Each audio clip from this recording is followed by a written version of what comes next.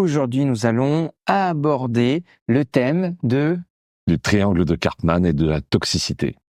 Alors, chers amis dirigeants, vous l'avez déjà rencontré. On en a entendu parler, on a dit à des moments, il faut pas mettre les pieds dedans. Mais nous, aujourd'hui, on va aller débroussailler ça avec l'expertise de Norbert, mon expertise en accompagnement. Et qu'est-ce qu'on en fait aujourd'hui dans le monde de l'entreprise pour sortir de ces relations toxiques qui vont aller gérer un conflit.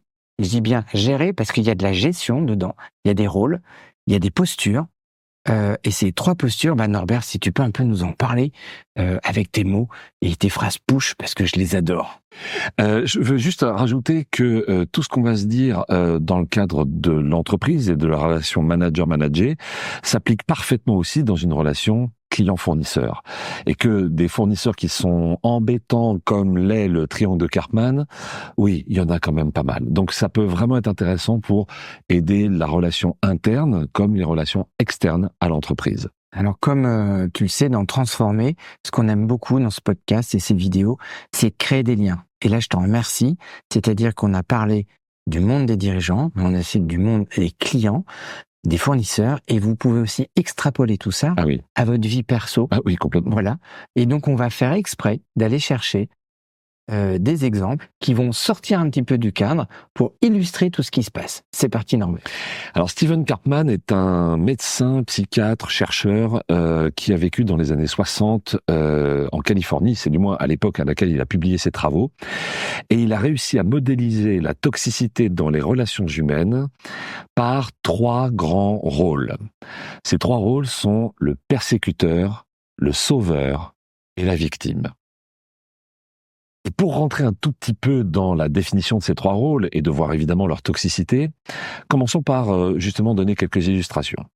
Le persécuteur, pour le coup, c'est bien nommé, c'est-à-dire qu'on imagine tout à fait un individu, homme ou femme d'ailleurs, qui va être agressif, qui va être autoritaire, excessivement autoritaire, qui va souvent utiliser les cris, la menace, la pression directe, la pression verbale, éventuellement même la pression physique, pour obtenir ce qu'il veut. Donc une posture très haute, très contrôlante, qui a beaucoup d'énergie et qui a une vision du monde propre à lui, en fait. Exactement, mais tu utilises le bon mot, la vision contrôlante. Le persécuteur contrôle tout, vérifie tout, 1 fois, 2 fois. C'est celui qui te demande un bilan chaque soir de ce que tu as fait de la journée. Le truc, mais épuisant, quoi. Non pas que ce contrôle soit néfaste, mais précisément, il devient toxique quand il est ultra répété. Tout ce qu'on peut détester du micromanagement. Donc voilà, vraiment l'attitude persécutrice rentre dans ces cases-là. Ce qui est intéressant, c'est de tout de suite voir les faiblesses que peut avoir justement, que cherche à cacher le persécuteur. Parce qu'en fait, le persécuteur, au fond de lui, se sent fragile, peut-être même illégitime. Ok. Et en faisant beaucoup d'esbroufs, beaucoup de grosses voix, le bruit, voilà, espère arriver à s'imposer parce qu'il ne pourra pas le faire. Il a peut-être une certaine conscience de ses limites et n'arrivera pas à le faire de façon plus légitime par son intelligence, par ses bonnes idées, par ses capacités personnelles, intellectuelles ou physiques. Donc il le fait par la brutalité plutôt. Ok. Donc en fait, ça c'est le manager qu'on peut rencontrer dans l'équipe qui est en promotion, qui était dans son poste, qui gérait super bien son poste et qui se met à comment gérer une équipe et qui est un petit peu à la limite de sa zone de compétence. Ah, totalement. Et du coup, il va surcontrôler, surimposer, comment mettre de la pression encore plus. Et là, tu as dit un mot illégitime, de la peur. Donc en fait, il y a un contraste entre ce que la personne est à l'extérieur et ce qu'il y a à l'intérieur. Totalement. Alors que de l'extérieur, ce côté grande bouche pourrait laisser croire, dans la bonne version, qu'il a une forte confiance en lui, en réalité, cette grosse voix, ces gros mouvements, cette brutalité cache la peur qui habite dans le persécuteur. Ok. Et donc du coup, après, la deuxième position, c'est laquelle alors ? C'est le sauveur, qui, dans beaucoup de cas, est perçu à tort comme un rôle positif. Sauveur, à ne pas confondre avec le sauveteur. Bien sûr que les sauveteurs en mer ou en montagne, etc., sont des gens qui sauvent des vies, bien évidemment. Là, le sauveur, c'est celui qui va plutôt te dire « Non, laisse, tu vas pas y arriver, je vais le faire pour toi ». Le sauveur croit, lui, vraiment, sincèrement, qu'il aide les autres. En réalité, non. Il les prive d'avancer, il les prive de progresser. Une attitude tout à fait toxique du sauveur, pour donner un exemple, c'est lorsqu'on a un jeune enfant qui a du mal à faire ses lacets, on peut tout à fait faire ses lacets à sa place, et c'est fait évidemment en 2 secondes. Sauf que pendant des années, le gamin, il va jamais réussir à faire ses lacets. Il faut au contraire apprendre et accepter l'échec pour le faire progresser. Le sauveur, lui, par contre, non. Il prend les tâches des autres, il va probablement bien les réaliser, mais pendant ce temps-là, les autres n'auront toujours pas progressé. Alors, du coup, ce qui est vachement intéressant dans tout ça, c'est que ce qu'on rend compte, c'est que le sauveur, lui aussi, consomme de l'énergie, il est aussi au premier rôle. Par contre, il a un gros problème, c'est qu'il prive la personne d'une expérience. Et ça, c'est quand même dramatique. C'est ce qu'on voit en entreprise. Attends, je vais faire ton dossier. Attends, machin, je vais t'aider sur ça. Attends, machin. Et en attendant, Robert, qui est sauvé, n'a pas, lui, l'expérience, le feedback, l'apprentissage qui va lui permettre de dépasser cette situation-là. C'est exactement l'histoire du pompier pyromane, parce que un pompier qui n'a pas de feu à éteindre, il n'est plus rien. Et là, on parle même quelque part d'identité. Oui. C'est-à-dire que l'identité sauveur, d'un seul coup, si on n'a plus personne à sauver, mais que reste-t-il de moi alors? Et donc, les sauveurs, inconsciemment, génèrent cet effet d'appauvrissement autour d'eux pour que eux puissent justement sauver des gens autour d'eux. Ce qui m'amène au 3e profil, la victime. Les persécuteurs adorent écraser les victimes, les sauveurs ont besoin d'avoir des victimes autour d'eux, sinon ils n'ont plus personne à sauver.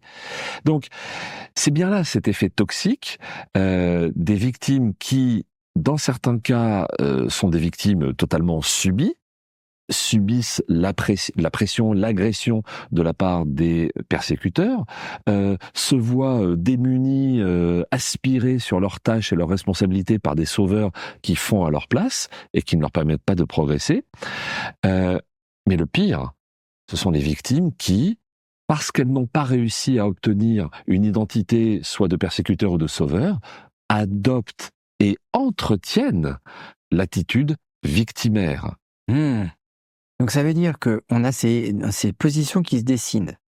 C'est-à-dire, on a bien le sauveur d'un côté, on a bien le persécuteur, et on a la victime qui victimise. Donc c'est-à-dire qui crée des conditions pour qu'un sauveur arrive ou qu'un persécuteur persécute. Exactement. Et ça, on le voit en entreprise. Ah oui. Un exemple concret, tiens. Alors, c'est par exemple, moi je me rappelle quand j'étais commercial et que je pouvais solliciter des ingénieurs avant-vente, j'allais les voir, dis donc Pascal, est-ce que tu pourrais m'aider à bâtir ce dossier sur le plan technique? Moi je l'ai fait avancer sur le plan commercial. Et là, ouais, mais tu vois Norbert, t'arrives à la dernière minute, comment tu veux que je m'en sorte, etc., etc. Et à chaque fois, j'avais ce genre de réaction victimaire. Qu'est-ce que j'ai fait? À un moment donné, j'ai commis l'erreur d'être sauveur. Ah, tu vas pas le faire? Bon, c'est pas grave, je suis ingénieur moi aussi. Dans ce cas-là, je vais faire avancer moi-même le dossier. Et à ce moment-là, ma victime, qu'est-ce qu'elle devient? Elle devient persécutrice. Mais dis donc Norbert, qu'est-ce qui te prend? Tu fais mon travail à ma place. Et là, tu viens de mettre le doigt sur un truc qui est énorme. C'est-à-dire la place, le rôle, la contribution. C'est-à-dire que là, on se rend compte que derrière le schéma établi, la personne peut être dans une autre. Elle est dans une autre case. Et c'est là où on appelle ça le triangle de Karpman. Moi, je l'aurais peut-être baptisé la spirale infernale, parce que finalement, on va tourner d'un rôle à l'autre, et parfois en quelques secondes, une victime devient persécutrice, ou bascule en sauveur, etc. J'ai cette anecdote qu'on m'a racontée d'un dîner en famille le dimanche, où finalement la mère de famille, excellente cuisinière, prépare des plats absolument délicieux, sauf que à chaque fois, elle entre dans le salon avec le rôti ou peu importe ce qu'elle a préparé. Et ben voilà, c'est encore raté, parce que finalement, cette position de victime lui permet d'éviter d'être dans le risque d'une arrogance. Oui. Waouh, qu'est-ce que j'ai bien réussi! Vous allez voir, messieurs dames, ça va être délicieux. Non, pour ne surtout pas être arrogante, mieux vaut jouer la victime et s'auto-plaindre de quelque chose qui Comme pourtant... ça, on peut récupérer un feedback, mais non, il est pas si mauvais que ça, il est très bon. Voilà. Donc, Et donc, face à cette récurrence de victimes, cet ami me racontait, du coup, j'ai tenté d'autres attitudes que de dire « mais non, c'est bon, rassure-toi », etc. Il a plutôt tenté « ah bah oui, j'imagine que t'as encore raté ça cette fois-ci ». Et alors là, en face, là pour le coup, puisque c'est pas le feedback que la victime attendait, puisque c'est un feedback plutôt humoristique, elle le perçoit comme un feedback persécutant, et à ce moment-là, elle change de cheval, elle passe en persécution. Mais dites donc, pour qui vous vous prenez? Mais attendez, vous savez faire mieux? Ah, mais alors je peux faire mieux. Oui, je peux venir vous aider dans votre cuisine. Et là, pareil, le fait de proposer une posture de sauveur va à nouveau redéclencher quelque chose. Bah ouais, bah voilà, ça y est, tu es en train de dire que je sais pas tenir ma cuisine, etc., etc. Et on tourne en rond et on s'aperçoit que de toute façon, dès lors que une ou plusieurs personnes mettent les pieds sur le triangle de Karpman, il n'en sort jamais rien de bon. c'est ça. Et là, en fait, on fait le lien avec la place. Tout ce que vous rencontrez, tout ce qu'on rencontre dans le milieu de l'entreprise avec une personne qui est bon d'identifier dans quel rôle elle est, en fait. Tiens, est-ce qu'elle est plutôt sauveuse? Est-ce qu'elle est plutôt persécuteur? Est-ce qu'elle est plutôt victime? Est-ce qu'elle contrôle pas la situation en restant victime et en orientant vers le persécuteur ou le sauveur? Ou est-ce qu'elle, de par sa posture de sauveur, elle investit un rôle, une place qui permet à elle, donc on est bien dans un feedback, mais qui revient vers nous, de maintenir son rôle, sa posture, mais qui n'ouvre pas vers les autres, ou est-ce que c'est complètement descendant? Et là, ça surcontrôle, surcontraint le système à une épreuve de force, et d'observer un petit peu comment tout ça se passe. Mais casser la spirale de Karpman est très difficile, parce qu'en réalité, ça oblige à avoir un premier prérequis qui est de ne pas y être entré soi-même. Oui. Stephen Karpman, il a fait un excellent travail de modélisation, je trouve. C'est juste que dans les années 60, lorsqu'il a sorti son livre, il nous a décrit tout ce qu'on vient de se dire, mais il a simplement expliqué, et c'était sa conclusion, « Mesdames, Messieurs, le triangle de Karpman est toxique, ne mettez pas le pied dessus. » Oui.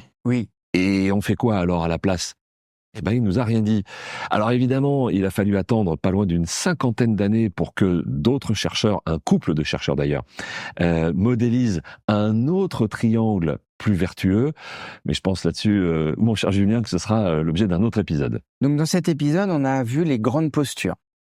On a vu quel impact ça a dans le quotidien, dans le relationnel, et j'imagine très bien que les personnes qui nous écoutent sont déjà en train d'imaginer des scènes dans l'entreprise, des relations qui se sont jouées, des fins de réunion, des objectifs qui ont été mal définis parce qu'il y avait ces trois trucs-là. Aujourd'hui, on a un petit peu rebaptisé le triangle en spirale infernale, et ça, je trouve ça génial. Et dans un deuxième épisode, on va aller voir comment on sort et qu'est-ce qu'on va mettre en place pour sortir de ce truc-là. Je te remercie vraiment, Norbert, de cet éclairage, et j'espère que cet épisode vous a plu, vous permettra d'ouvrir la réflexion sur comment, je suis dans cette relation-là. Déjà, moi, quel rôle je joue? Est-ce que je suis rentré ou pas? Ça, c'était la petite pépite que t'as dit tout à l'heure, c'est, en fait, moi, je suis dans quelle position? Déjà, parce que des fois, on se dit, ouais, mais lui, il est persécuteur, mais moi, j'étais peut-être victime ou j'étais peut-être sauveur dans cette situation-là. Et vous allez avoir dans un deuxième épisode la suite. J'espère que ça vous a plu. N'hésitez pas à nous poser des questions.